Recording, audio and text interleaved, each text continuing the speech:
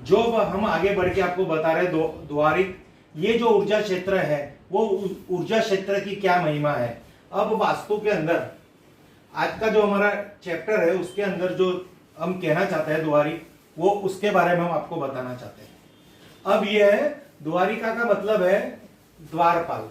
इस ऊर्जा क्षेत्र से सही गलत चीजों की गतिविधि रोकने का बल प्राप्त होता है। लाभ नुकसान की समझ शक्ति, धन में वृद्धि, संपत्ति देने वाली ऊर्जा, धन और ज्ञान का संचय और सही उपयोग करके समस्या का समाधान करना, यह बहुत ही अच्छी चीज है। ये बहुत अच्छी ऊर्जा है। यानी ये जो द्वारपाल होते हैं हमारे घर के अंदर, हमारा जो मुख्य द्वार होता है उसके भी एक द्वारपाल होते हैं जो हमें नजर नहीं आते।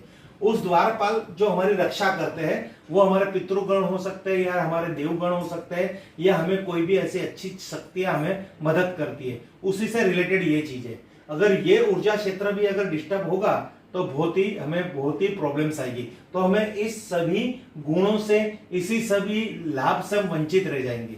तो यहाँ की जो ऊर्जा है वो हमें चीजों की गतिविधि यानी सही गलत चीज की जो गतिविधि है, हमें हमारी समझ है उसको रोकने का बल प्राप्त करती है कि ये चीज सही है, ये चीज खराब है। खराब चीज की असर जो हमारे जीवन में आता है उसको स्टॉप कर देती है, रोकती है, और अच्छी चीजों से नुकसान होने वाली जो भी हमें संभावना लग रही है वास्तु के अंदर, ये नुकसान की समझ सकती, धन में वृद्धि और संपत्ति भी देती है। जैसे अभी आपको मैं उसको पूरा डिटेल्स में बताना चाह रहा हूं।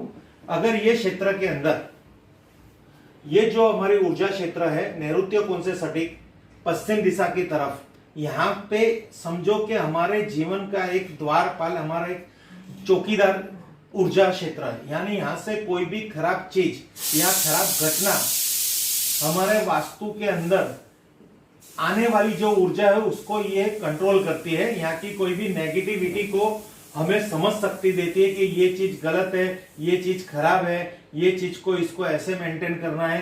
यो जो समझ सकते हैं ना, कहते हैं ना, हम समस्या का समाधान करते हैं। कभी कभी उस समस्या के लिए हमें धन संचय भी करना पड़ता है, धन भी लगाना पड़ता है आने वाली प्रॉब्लम्स को जो रोकने के लिए। उसी तरह हमें एक फर्स्ट जो प्राइमरी जो है वो हमारी समझ शक्ति है। यहाँ अगर समझ शक्ति से हम सही गलत का फैसला ले सकते हैं, हमारी एक्टिविटी को कंट्रोल कर सकते हैं। हमारे अंदर कोई भी ऐसा खराब लक्षण है तो उस लक्षण को हम हमारे जीवन में हावी नहीं होने देते, क्योंकि ये चीज हमारी गलत है, इसको यहाँ तक कंट्रोल करो। तो जो ये समझ सकती है हमारी स्किल, जो यहाँ ऐसा भी कह के बच्चों के अंदर जो स्किल देखी जाती है कि वो अच्छी समझ से अच्छा कार्य करके आगे बढ़ते हैं। जैसे एक नौजवान लड़का है तो उसमें कोई अच्छी गुड हैबिट भी है और बैड हैबिट भी है, तो बैड हैबिट को वो गुड हैबिट पे भारी नहीं होने देगा, क्योंकि वो अच्छी संगत लेके, अच्छी गुण लेके अपने जीवन में प्रगति करेगा।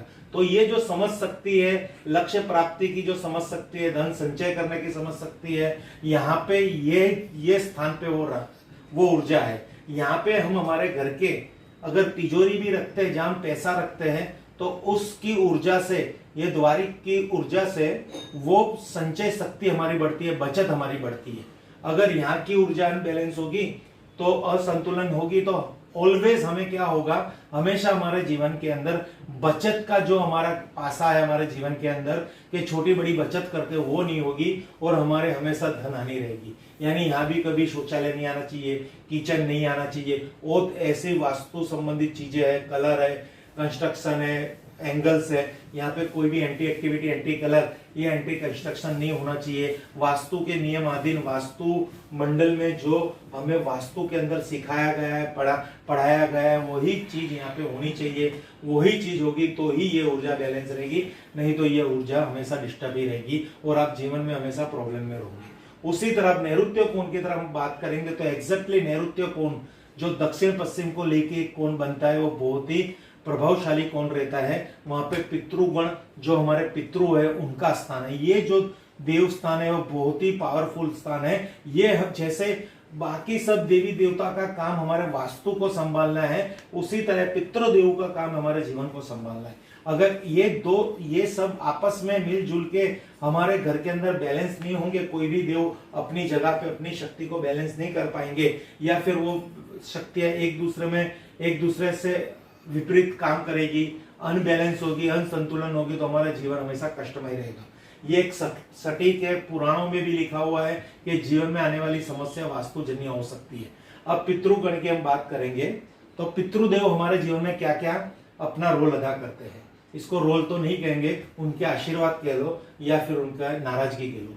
पितृदेव यम के फंदे को भी काटने का बल देते हैं, यानी हमारे जीवन में कोई भी प्रॉब्लम्स आते हैं, यम यानी हम जिसको कहते हैं यमराज, मौत का जो फंदा है ना उसको भी काटने की हमें बल प्राप्त करते हैं, यानी हमें इतनी रक्षा करते हैं। अगर पितृ प्रसन्न है, वहां की ऊर्जा प्रसन्न है, तो हमें अकाल मृत्यु से भी वापिस लाने की क्षमता हमारे पितृदेव में है।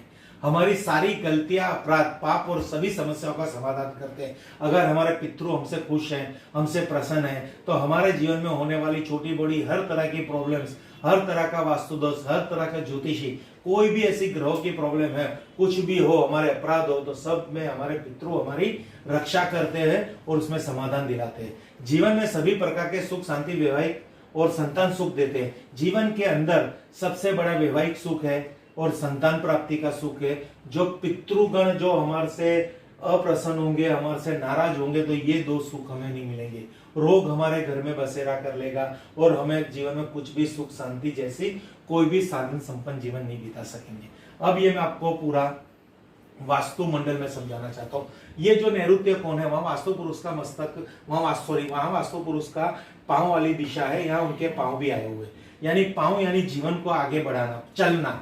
अगर यहाँ कोई डिस्टर्बेंस है तो हम आगे नहीं बढ़ पाएंगे। यानी ये देखिए, यही समझना है। आप मेरे चैप्टर में बहुत कुछ भी अगर नहीं याद रखोगे, तो इनकी जो रचना है शरीर की, उसकी एक्टिविटी को भी याद रखोगे, तो आप जीवन में वास्तु सीख ही जाओगे इमीडिएटली। अब ये पैर संबंधित आगे बढ़ना, प्रोग्रेस करना और सब कुछ इधर आ गया, यानी हमें जीवन के अंदर प्रोग्रेस नहीं मिलेगी, हमारा दाम्पत्य जीवन मधुर में नहीं रहेगा, संतान प्राप्ति नहीं होगी, हमारे घर में रोग रहेगा, हमारी छोटी छोटी बातों में घर में कलेश, झगड़े, यानी अशांति का माहौल इस ऊर्जा क्षेत्र के असंतुलन होने की वजह से। यानी यहाँ वास्तु डिस्टर्ब, समझो वास्तु दोष। यहाँ किचन वास्तु दोष, यहाँ शौचालय वास्तु दोष, ये कोण कटा हुआ वास्तु दोष, यहाँ पे कोई भी प्रकार का ग्रीन कलर वास्तु दोष। ये पूरा मैं आगे समझाऊंगा, पर ये आपको अभी हिंट दे रहा हूँ कि ये चीज होती है।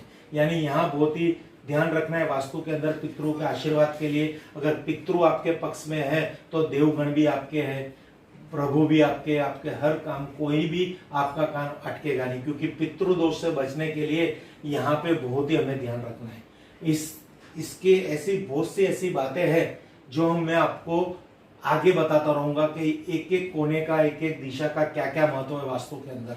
ये पूरी क्लास में आपको एक बात का ध्यान रखना है, ये जो देवी देवताओं के बारे में मैं आपको बता रहा हूँ वास्तु क्या, उनके सबके एटीट्यूड आप मेरे इस वीडियो को बार बार रिपीट करके उनके नाम, उनके गुण धर्म, उनकी एक्टिविटी, उनका सकारात्मक होना, उनका नकारात्मक होना एकदम माइंड में फिट कर लेना, तो आप वास्तु में आगे बहुत अच्छा परफॉर्मेंस दे पाओगे। क्योंकि ये हमें भी अभी अगर आप पूछोगे तो हमें भी थोड़ा कंफ्यूजन हो जाता है कि असुर देव क्या काम करते हैं, पर मैं आपको इस रूम में देखना चाहता हूँ कि आधी रात को भी अगर पूछा जाए आपसे तो असुर की एटीट्यूड क्या है, उसकी सकारात्मक असर बताइए और उसकी नकारात्मक असर बताइए, तो आप उसको एक्सप्लेन कर सकोगे, तो आप अच्छे वास्तुशास्त्री बन सकोगे।